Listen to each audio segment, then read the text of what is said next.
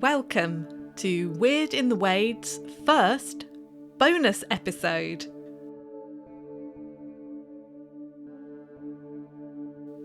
Weird in the Wade is a podcast about all that's weird, wonderful, and a little off-kilter in the town of Biggleswade in Bedfordshire. We cover the kinds of stories that make you pause and ponder, and we'll speak to you wherever you are in the world. Bonus episodes are an opportunity to delve a little deeper or peek behind the scenes of the main episodes. We'll dig into the past or investigate a new theory. Bonus episodes will be just a little bit different. I hope to shine a brighter light, turn over another stone, or untangle a different strand of the yarn for you, as we uncover what was and still is weird in the Wade.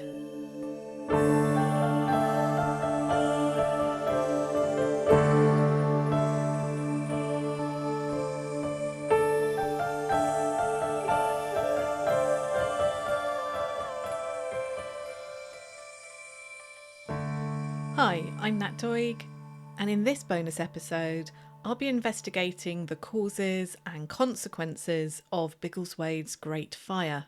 Through my research with the newspaper archives, I've discovered a conflicting but compelling potential new cause for the fire.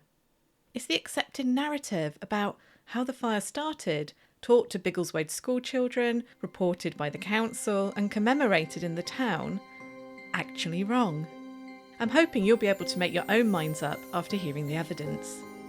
This episode might not contain a ghost story, though do stick around to the end where there is some folklore including tales of a mythical beast to explore, but it is about uncovering facts that have lain hidden for the last 230 years. Oh, and there is a dog in the mix too. You don't have to have listened to episode 1 of the podcast to enjoy this episode, but you might want to give episode 1 a listen anyway. There is a mild spoiler just ahead if you haven't already listened.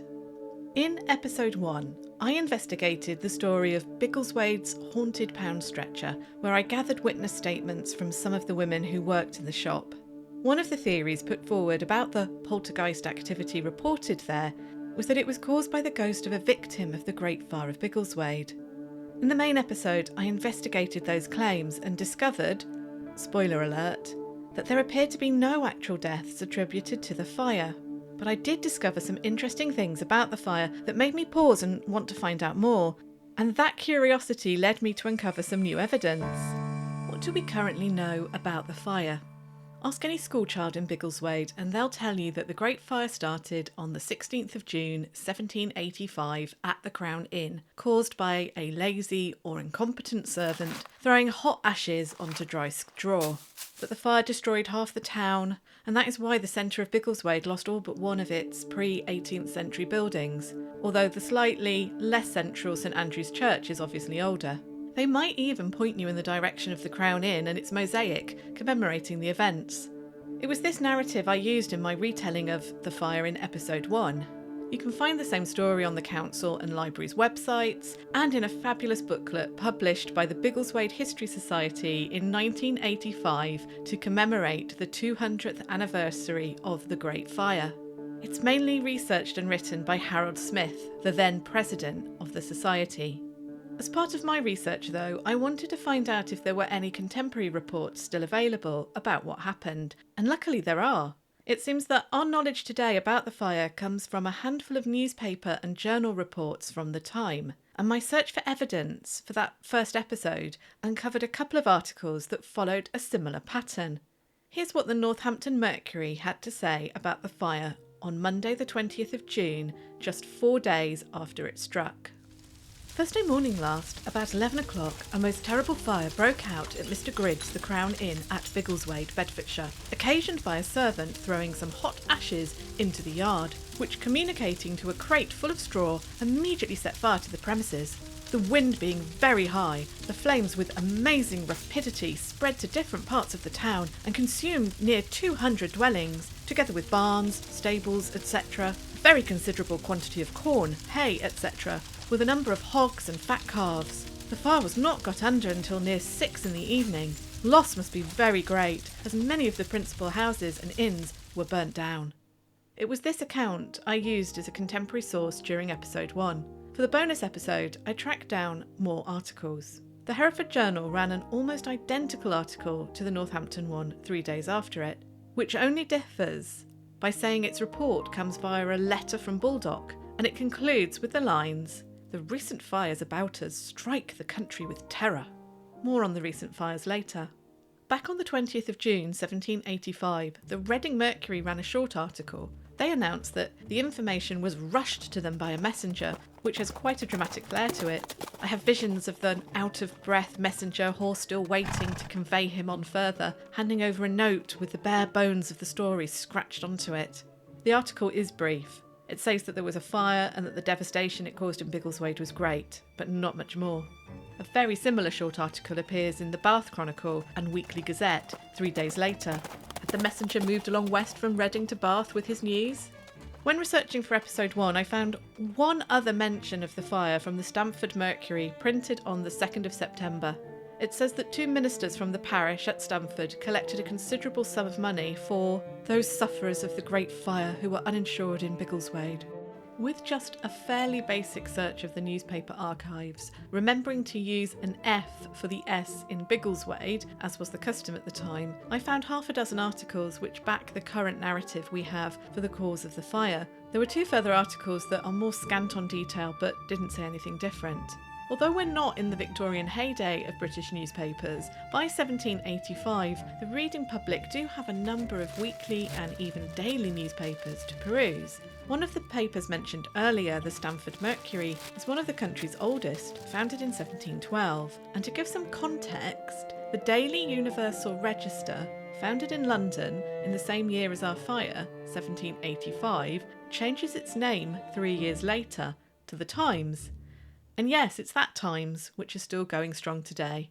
How the news was reported back then is in many ways different to today, but also strangely similar. You find the same news articles or incredibly similar ones repeated in the different newspapers. It's as if a press release has been dispatched to the various publication offices, as would happen today. And in a way, that is exactly what was happening. Our letter writer in Baldock was sending letters to the publications they could reach. The messenger with news in Reading would also be passing on the news to other places, like Bath. Was the messenger transporting the letter from Baldock, I wonder? It's hard to say, as the articles that mention the messenger are the shortest ones with the least detail. The late 18th century may not have had the internet, email or even telephones, but they did have messengers and the postal service, founded in 1660, though in 1785 they were some 8 years away from uniformed postmen delivering the mail, and so very much like today, reading through the newspapers, journals and periodicals of the time, you find the same stories repeated, served up with a slightly different slant here and there, but basically the same.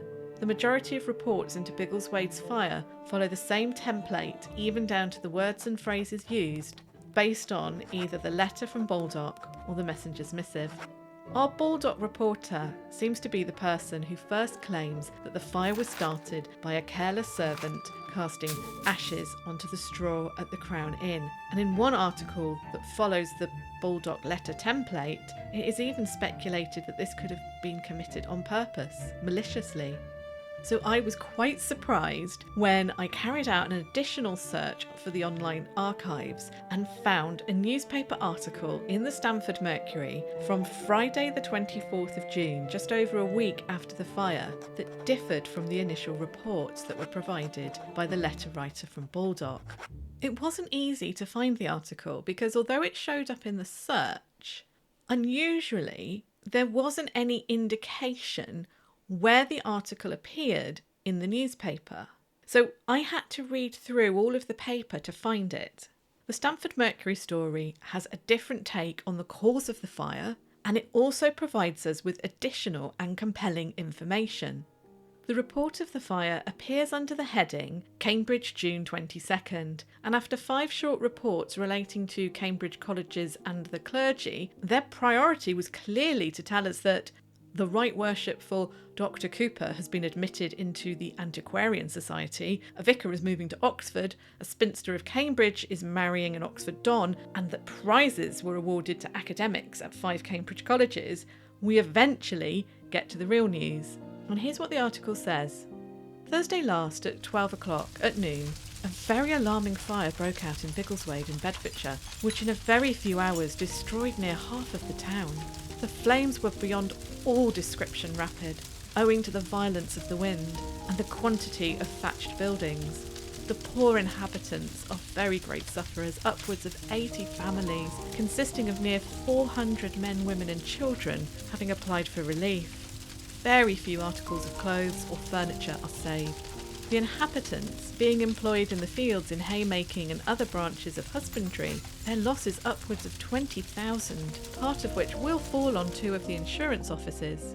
120 houses are consumed, several barns, stables, outhouses, warehouse filled with corn, together with 9 malting houses and a considerable quantity of malt. The houses destroyed were the best in the town. Not one round the marketplace is left standing. A number of people who were working one of the engines were obliged to leave it in the flames, the fire having nearly surrounded them. We are told the first appearance of fire was seen in a wagon loaded with earthenware in the Crown Yard, and is supposed to have been occasioned by some sparks falling from the lights whilst loading early in the morning. It contains details that the letter writer from Baldock could not have known so soon after the fire. The estimated loss caused by the fire, for example, the 20,000 figure is quoted later elsewhere too. The number of houses destroyed, the families affected. 80 families, made up of 400 men, women and children, all needing relief.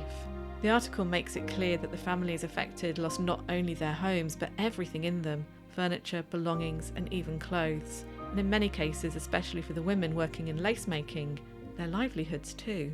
The fact that not a single building is left standing around the market square is utterly shocking. It was, and still is, a large space. Back then, it was well known to anyone travelling from Stamford to London. The Stamford Fly was a coach that could be taken to London, calling at Biggleswade. It's advertised in a lot of the newspapers of the time.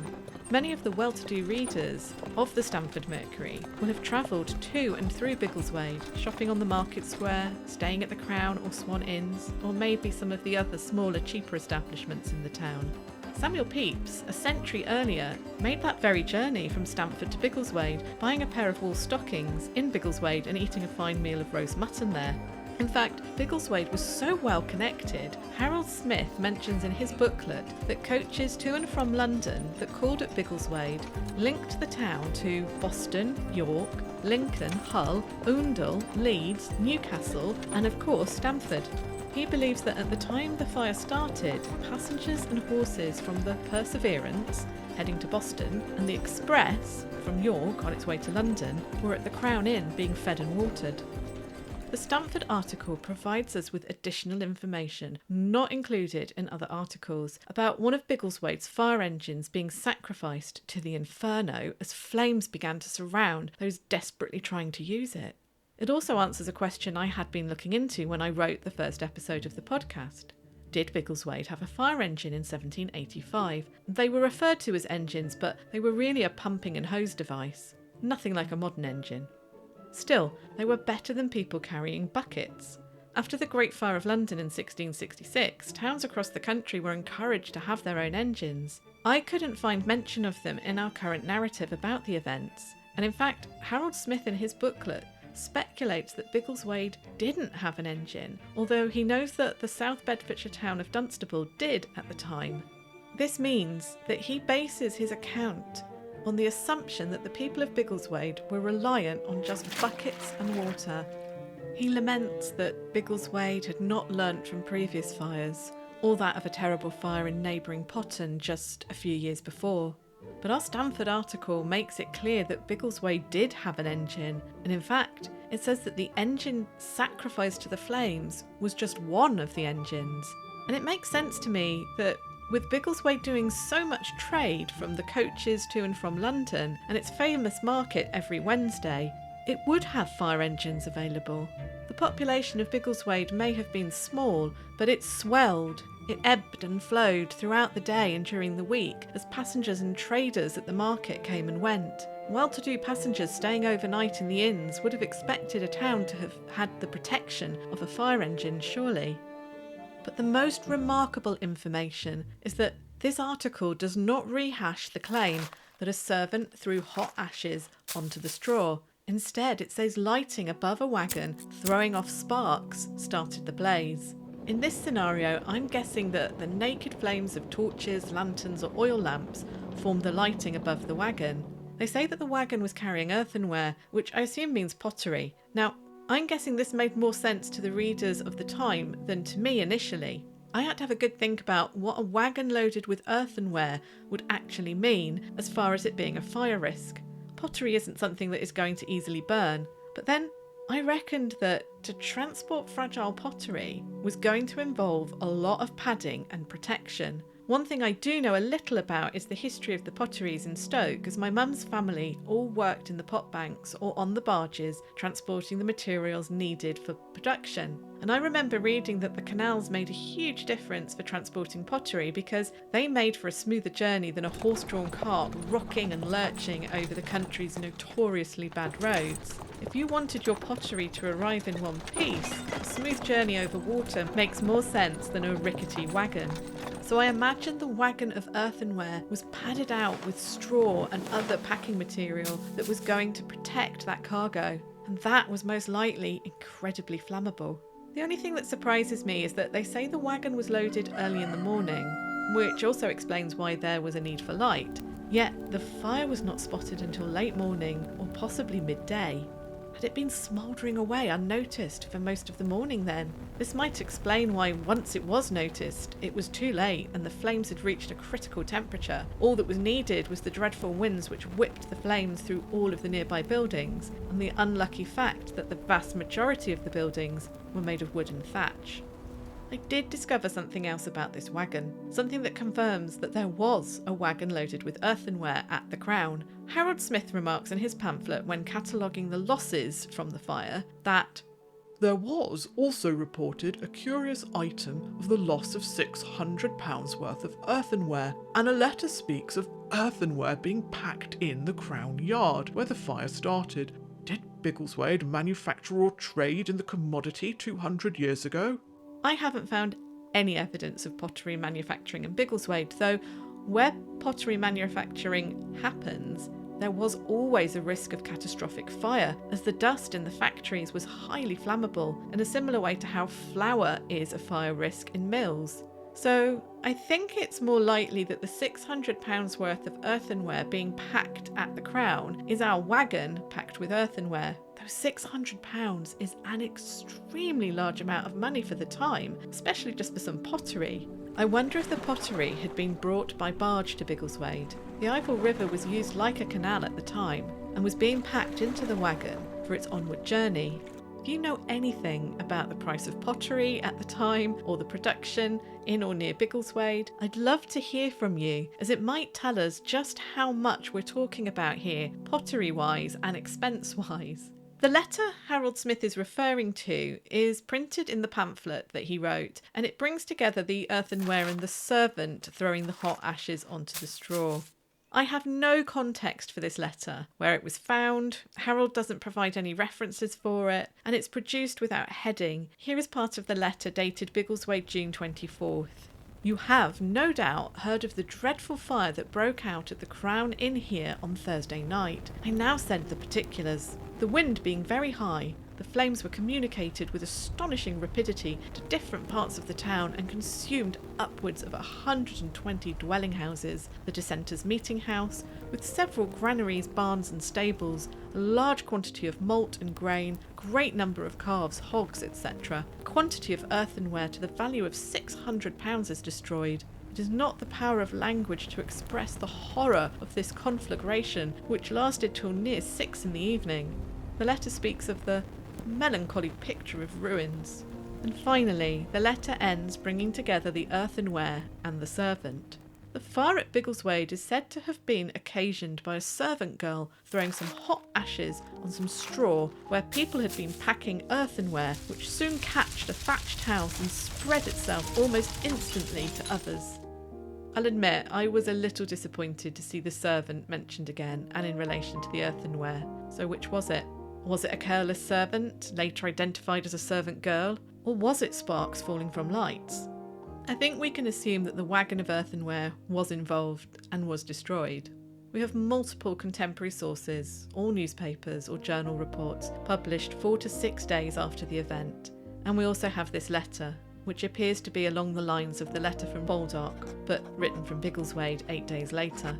I even wonder if Baldock, letter writer, wrote this letter too, having now visited the scene. There are similarities in phrase and words used in both, including the use of etc. when listing items.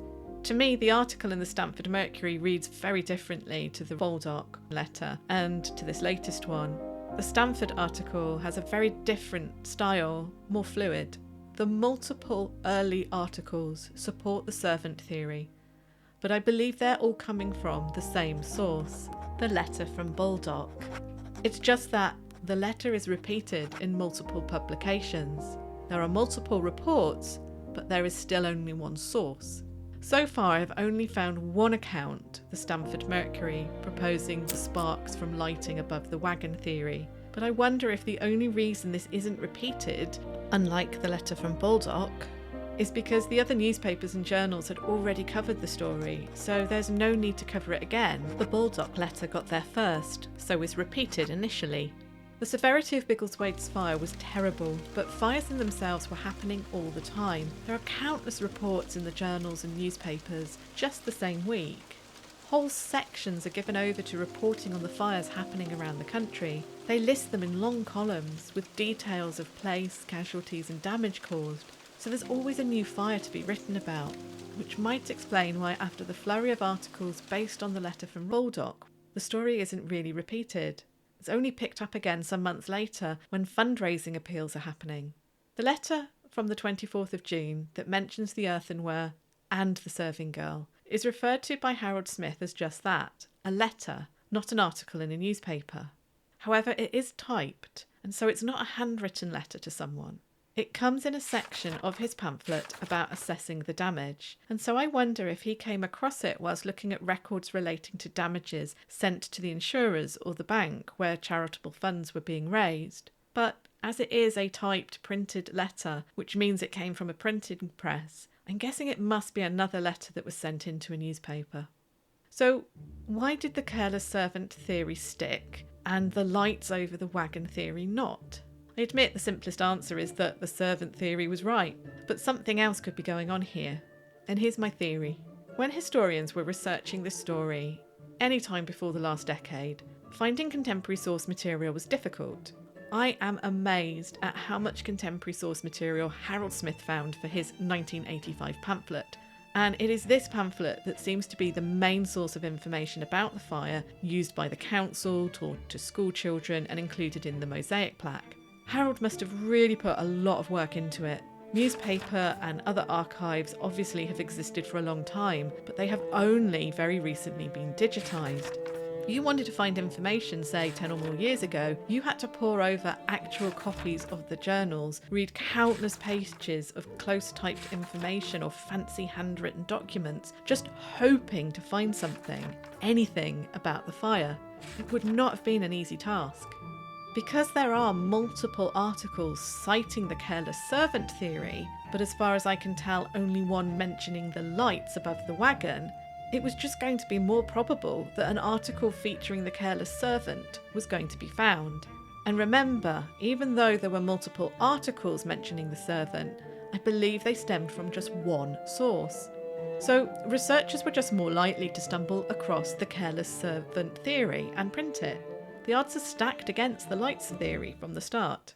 And maybe even at the time of the fire, those not directly affected but living in fear of fire in general, believing that a careless or even malicious servant caused the fire, could be more acceptable or even comfortable for them to believe. Certainly more comfortable than believing it was just an accident. The type of accident that could happen anywhere and at any time when you live in a world dependent on open flames for lighting and heat. You can protect yourself from a foolish servant by being careful about who you employed, but you need an oil lamp or a candle to light your way, and you have no other option available to you. What would you rather believe? This catastrophe was preventable? Or this catastrophe could happen to you and there's not much you can do about it? We feel uncomfortable seeing such devastation and reading about such loss. Some will find it easier to cope with those uncomfortable feelings by blaming, pointing fingers and reassuring themselves that it couldn't possibly happen to them because they'd be more careful. They wouldn't employ such a careless maid. Obviously, nowadays we'd ask questions about why no one noticed the fire smouldering. How did it get to the stage that it was at, too late to prevent it spreading when it was finally noticed? There'd be inquiries and reports and hopefully lessons learnt. But I don't find any records of this type of activity happening, or at least being reported on. There also doesn't seem to be any court records or action taken against any careless servants. The papers of the time did report on court cases, and one like this about a famous fire would surely have been newsworthy, but I can't find a thing. Harold Smith's booklet includes the manor court records, but they are focused on land and property and what was destroyed and who owns what. And so all of this makes me think that the more detailed report from the Stamford Mercury could be the most accurate one.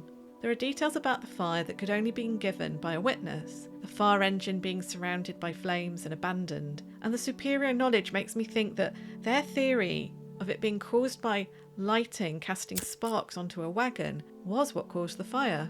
A simple accident, but a terrible one that would have struck fear into the hearts of everyone reading.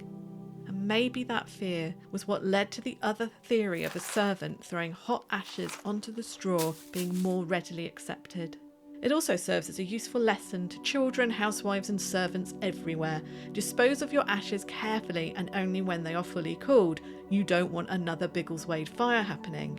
It's a complete story. It makes sense. The randomness of a fire being started by sparks from just lighting just doesn't have the same completeness to it.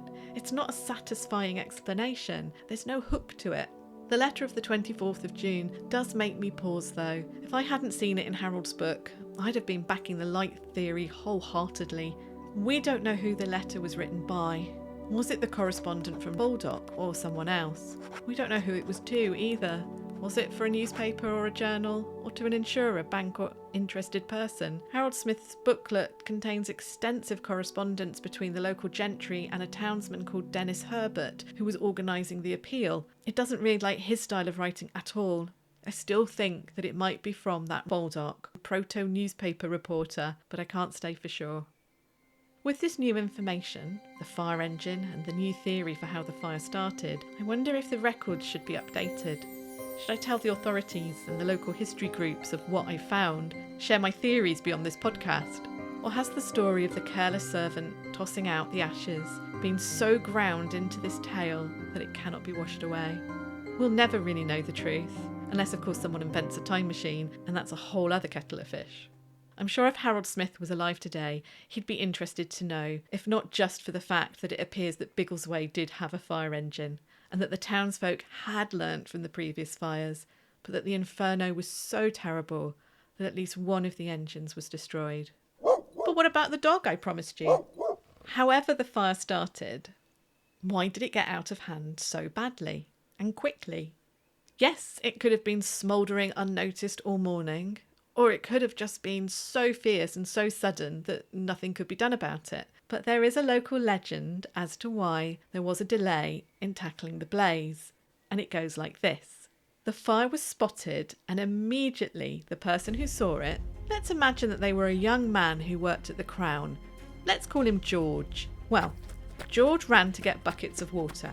Maybe as he ran, he let out the cry for fire to warn everyone. But maybe not, because George thought he could easily extinguish the flames. He ran to the pump in the Crown Yard, possibly only metres away from where he saw the flames.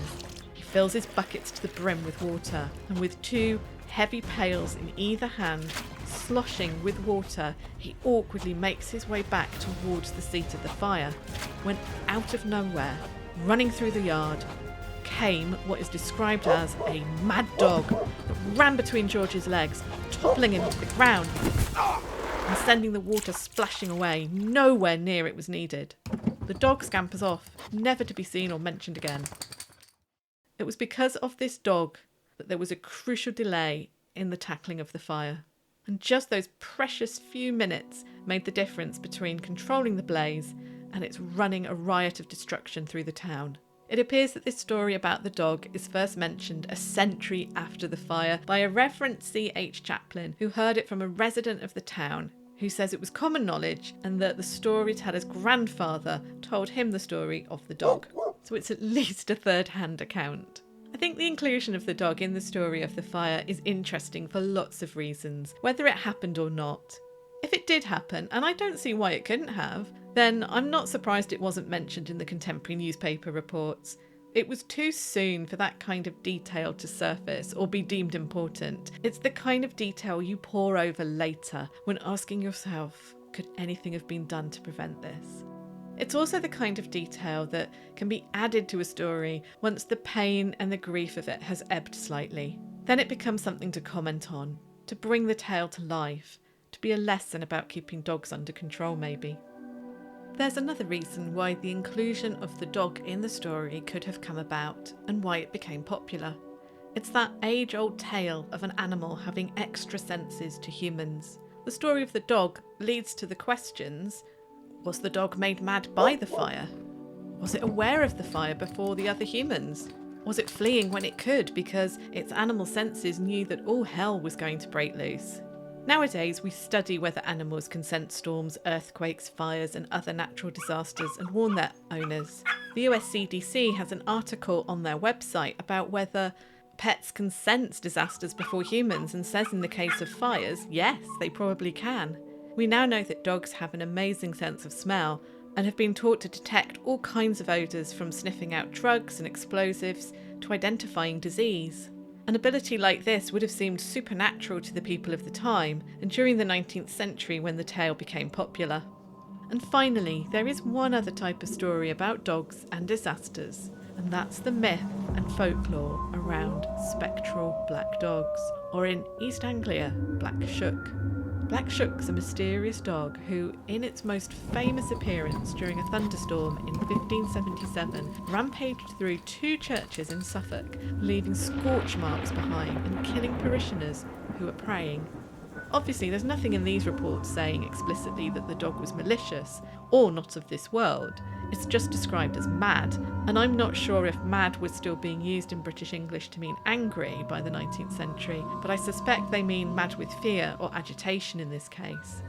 But there is a long history of spooky stories across the British Isles about dogs appearing out of nowhere and being a portent of doom or disaster. I should add there are some benevolent mythical dog sightings, but that's for another episode. Whether the dog was actually there or was added to embellish the story, I think it brings life to the tale, illustrating how our lives turn on a sixpence, the what-ifs, the sliding doors moments. We'll never know if the fire could have been put out, if it had been spotted sooner, or if a dog hadn't tripped a first responder. But what of the people of Biggleswade? How did they recover after the fire? The local Anglican vicar, by all accounts an elderly but kind man, gave shelter in his church to those who could find no shelter elsewhere. Others huddled together in an old malting barn. A relief fund was set up and supported by the local landowners. Careful records were kept of who donated and how much. The Baptists also wrote to other churches and collected money for their flock, and their letter uses the metaphor of the inferno being like sin blazing through the populace if they are not looked after. It seemed to do the trick, and more money was sent. In less than a decade, reports from the town by visitors make no mention of damage by the fire, so it seems that rebuilding happened quickly. It would have been needed too. Biggleswade depended on its trade through the coaching inns, and would do so for another 100 years until the rail brought an alternative way to travel. One aspect of the recovery which isn't mentioned by the primary sources is the psychological and emotional impact it had on the townsfolk, and I do want to cover that in another bonus episode where I will explore whether the case of a young Biggleswade man being committed to the Bethlehem Hospital in London just a few months after the fire could be related in some way to it. But that's for another bonus episode. Thank you for listening. If you have any comments or information that you'd like to share with me, please get in touch through social media. Details can be found in the show notes. But next time, we'll be tackling something a little different. UFOs, or as they were known at the time, flying saucers. Why was it that for a short while in 1957 and 58, Biggleswade was the flying saucer capital of the world? Next time on Weird in the Wade.